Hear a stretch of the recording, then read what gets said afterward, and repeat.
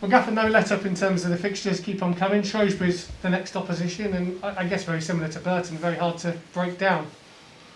Yeah, I mean, looking back at the Burton game to start with, there was clear areas that we need to improve on, and that will show the players, and clear moments in the game that we didn't do. Certainly when we went 1-0 up, we weren't aggressive enough.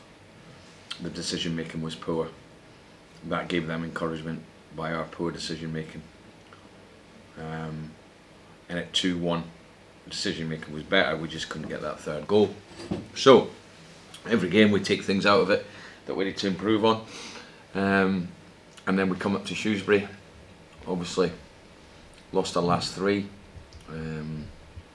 But again, you look at this league and every team you play against, you know, they've got Leon Clark, they've got Cummins, they've got Norburn, who's a very good midfielder. They've just signed Charlie Daniels, so they've got good experience.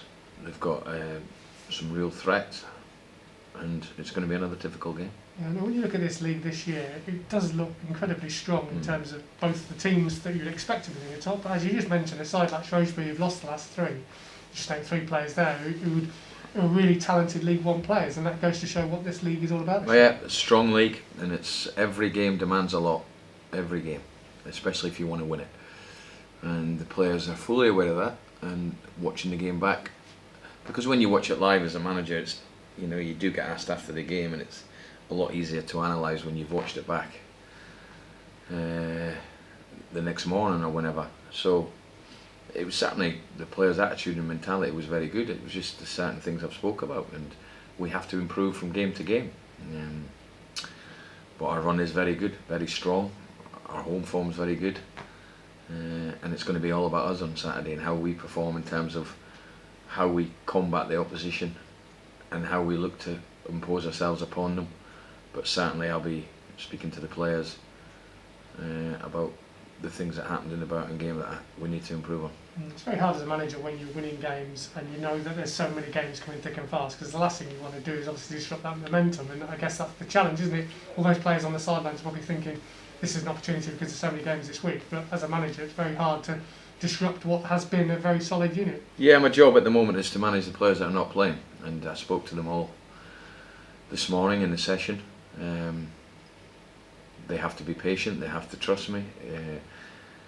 I actually went through the certain players and positions, for example Ethan and Reedy. I feel Brown and Taylor, their form's been good. Moisa, you know, I could have put them on Tuesday, but I was thinking about the middle of the pitch because they were causing us problems. So these are the decisions I've got to make very quickly within games. It's not about the players' ability in terms of the ones that are not playing at the moment, clearly. And I just spoke to them today and said, you've got to maintain the correct attitude. I've been a player myself. It's not nice when you're not playing.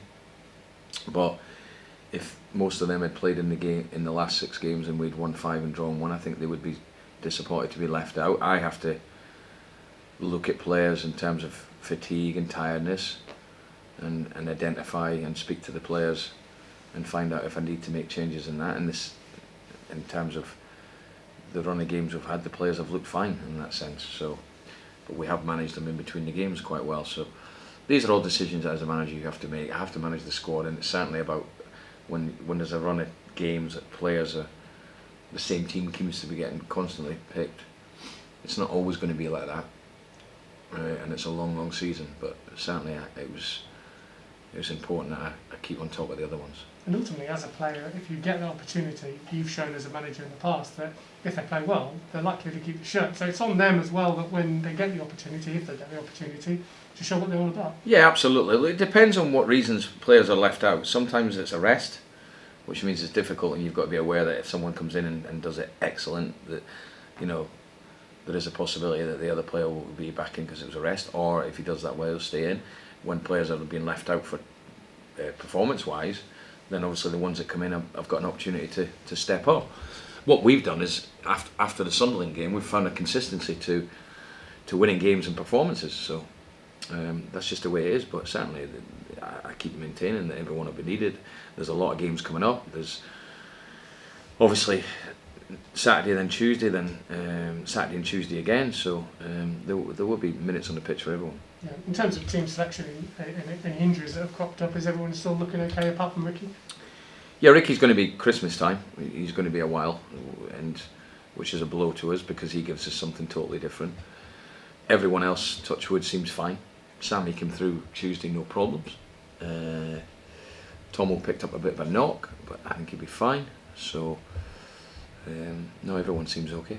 I think with Sammy as well, people from the outside might look and think, oh, he's not scoring, he's not assisting. But actually what he does in a game is very key to creating space for others. His runs off the ball and often go unnoticed. Is he sort of an unsung hero to a certain extent in what he does in dragging people around? Yeah, I mean, his movement's very good, his energy's very good. I think he knows himself, he needs to improve in certain bits. But I think with Sammy, he can get caught up in the whole thing, and he wants to be the best player of the game, and he's got a fantastic attitude. He's got to be mindful that he's signed for 4 years, and it's not a loan this time. He needs to calm down a little bit, I think, and that will get the best out of him. And he gets frustrated because he's not scoring goals or assists, but listen, we know his quality, and I'm sure it will come. He's a very, very good player and a great lad, and he just wants to do well, and there's nothing wrong with that. And just finally, on Tuesday, obviously Johnson was on penalty duties, missed one. Does he keep that responsibility, or is that something you don't think about at this moment in time? No, it's something we have to think about, but we'll wait and see. It wasn't a great penalty. Wardy's followed in really well, but the boy's got another goal, so he's confident, so we'll wait and see.